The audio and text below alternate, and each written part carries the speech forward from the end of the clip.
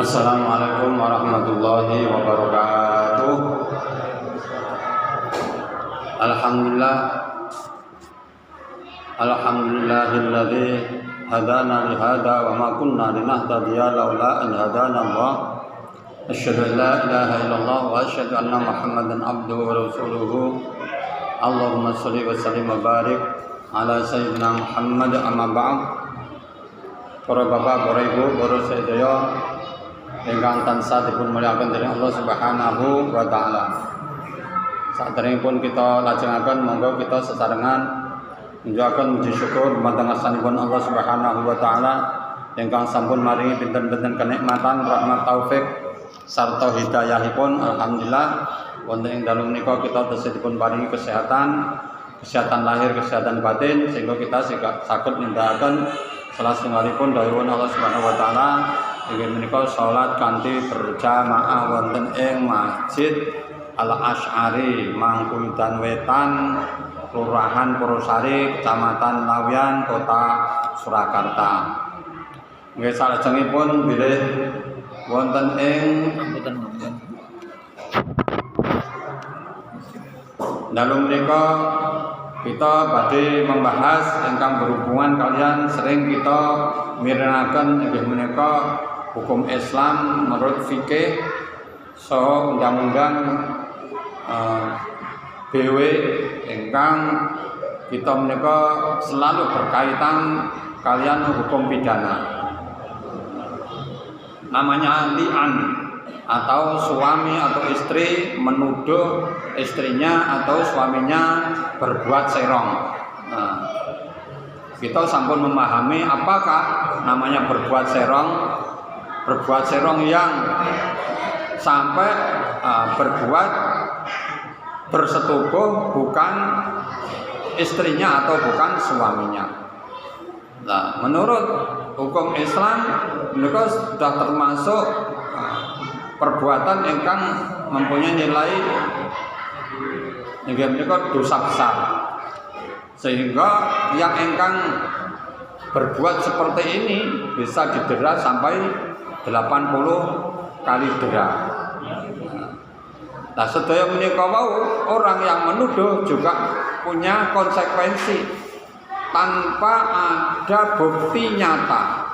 Menika dapat hukuman pula.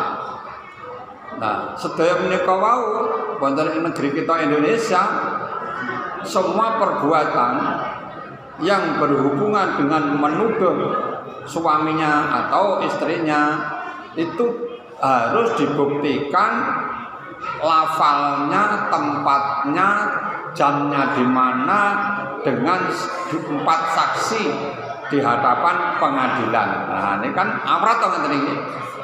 Jadi tidak semudah orang itu menuduh si fulan berbuat serong di hotel.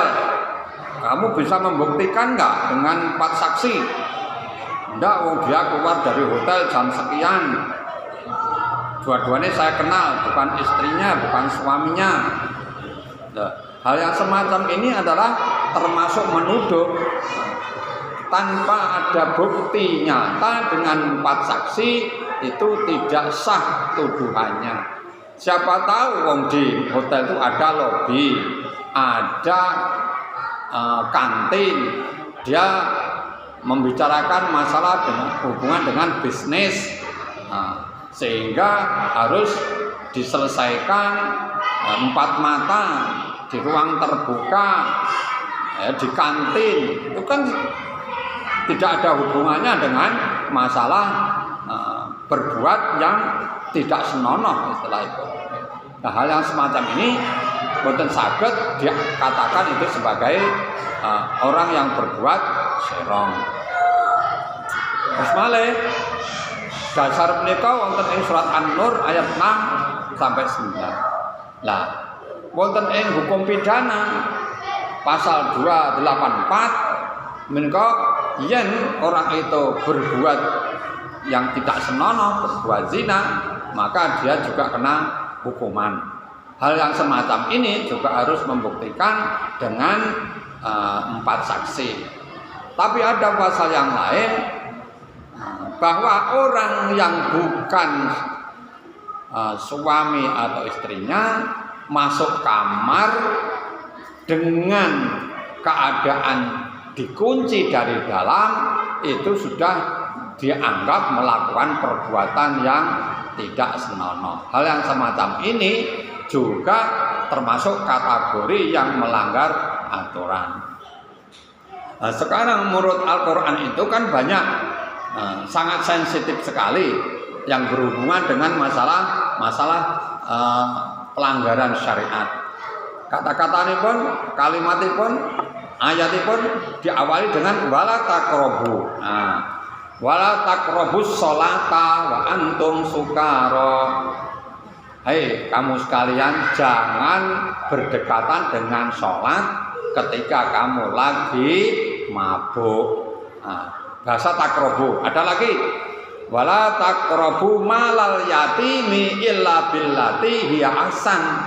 Jangan sekali-kali kamu berdekatan dengan harta anak yatim, ya, kecuali ada unsur kebaikan. Contohnya anak yatim masih di bawah umur, punya harta kekayaan yang besar, yang banyak, pasti belum bisa mengelola. Akhirnya pun dibantu dikelola, nanti hasilnya, keuntungannya ya diberikan si anak yatim, ya.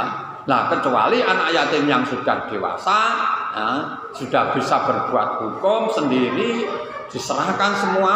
Kamu mau usaha apa atau untuk membangun apa, sudah silahkan. Itu sudah tidak termasuk kategori anak yatim. Kata-kata taqrabu.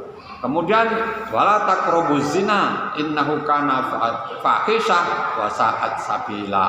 Nah, seperti ini termasuk orang-orang yang menuduh orang yang berbuat serong atau berbuat zina tanpa ada bukti 4 orang, itu sudah termasuk melanggar syariat. Oleh karenanya orang itu tidak semudah itu, khususnya di negeri kita Indonesia. Apalagi yang berhubungan hal yang sensitif ini, ada juga gitu ono wae uang yang memang suaminya yang ngerti nek istrinya berbuat serong apa yang digawa lunga, tapi yo baik-baik saja di napa-napa di rumah tangganya. Lah ini karena hukum privat, hukum keluarga itu tanpa ada unsur laporan, ya tidak ada apa-apa, tidak ada laporan dari pihak pengadilan, dari pihak kepolisian, itu akan menerima semua perkara apabila ada aduan. Wong tidak ada aduan, polisi kok golek gawean? Ya tidak seperti itu. Tapi sebetulnya pengadilan itu ada namanya hukum yang berhubungan dengan aktif, pasif dan aktif.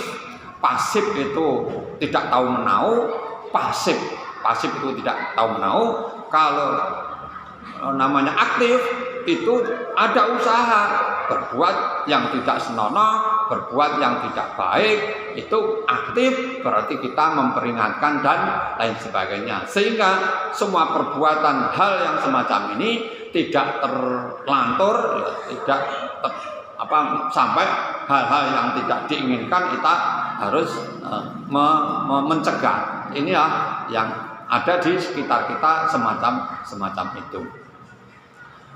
Kemudian li'an tadi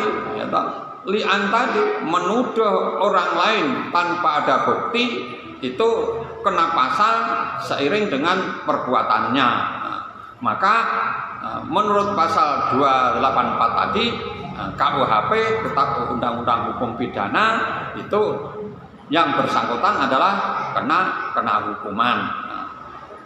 Kemudian apa implementasinya apabila orang itu berbuat sampai melanggar syariat Islam?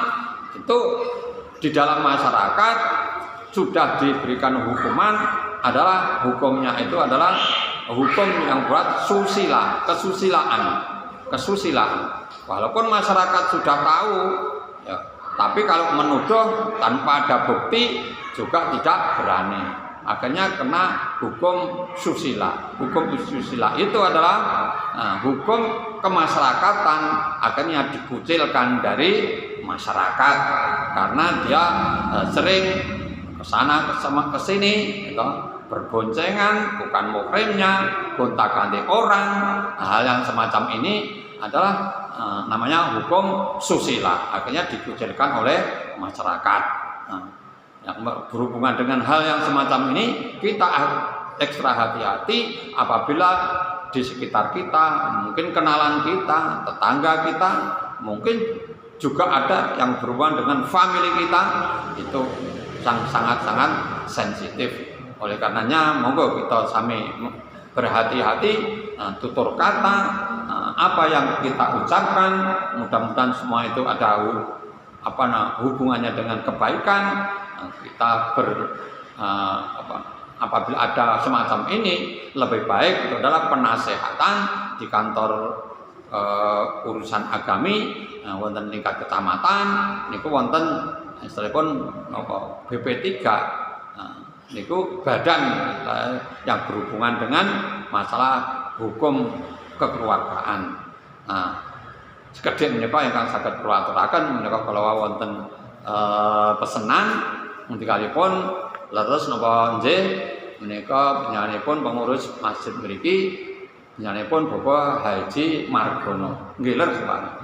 Menika nembe dipun rawat wonten rumah sakit, wonten ICU. Monggo kita sami-sami tadah amin ndongaken dumateng panjenenganipun mugi-mugi enggal senggang saged tumindak wonten ing masjid pinangki kita sedayanipun ilahatinya walikulinten sholihah sayulahu Fatihah. A'udzu billahi minasyaitonir rajim. Bismillahirrahmanirrahim. Alhamdulillahirabbil alamin. Arrahmanir rahim. Maliki yaumiddin. Iyyaka na'budu wa iyyaka nasta'in. Ihdinas siratal mustaqim. Siratal ladzina an'amta 'alaihim ghairil maghdubi 'alaihim waladdallin.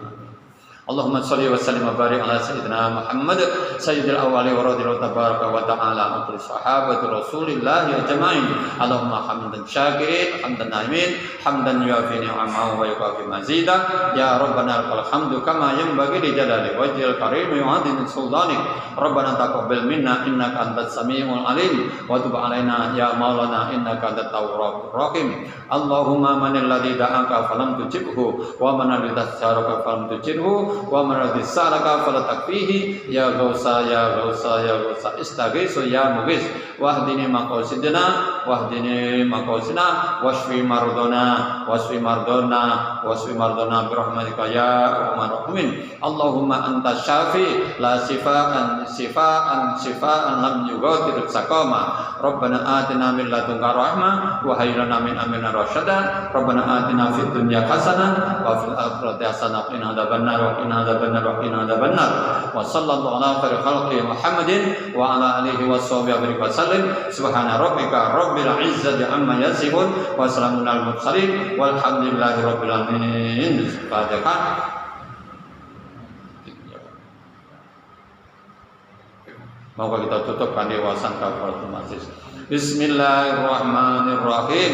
Subhanakallahumma wa bihamdika asyhadu an la ilaha illa anta astaghfiruka wa atubu ilaik. Walhamdulillahirabbil alamin. Assalamualaikum warahmatullahi wabarakatuh.